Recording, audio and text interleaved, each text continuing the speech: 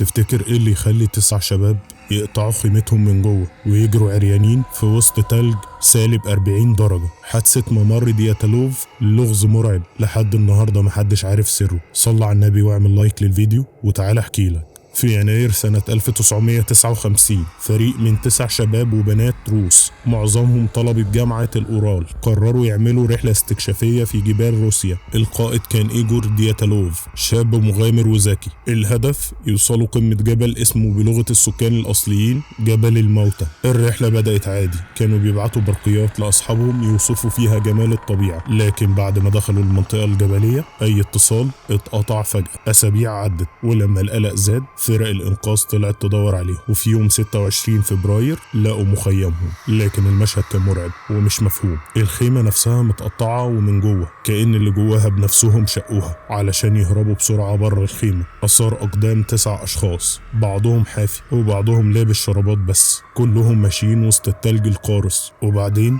ظهرت الجثث. أول جثتين كانوا قريب من شجرة شبه عريانين وإيديهم محروقة كأنهم حاولوا يولعوا نار. بعدهم بشوية لقوا 3 جثث في الطريق، باين من وضعيتهم انهم كانوا بيحاولوا يرجعوا للخيمة. والاغرب ان باقي الجثث اتعثر عليهم بعد شهرين مدفونين تحت التلج، لكن الاصابات اللي كانت فيهم حاجة تانية خالص. بنت لسانها وعينيها مفقودين، 2 عندهم كسور في القفص الصدري كأن قوة رهيبة ضغطت عليهم، واحد جمجمته مهشمة بإصابة داخلية قوية لكن مفيش اي اثر لضربة خارجية. الاطباء قالوا مش سقوط ومش هجوم حيوان، القوة اللي عملت الإصابة دي غامضة وغير طبيعية. لحد النهاردة حادثة ممر دياتلوف مفيش ليها تفسير منطقي. في اللي قال هجوم عسكري سري، وفي اللي قال كائنات غامضة من عالم تاني، لكن المؤكد إن الشباب دول فضلوا يجروا في صقيع قاتل مرعوبين من حاجة محدش عارفها.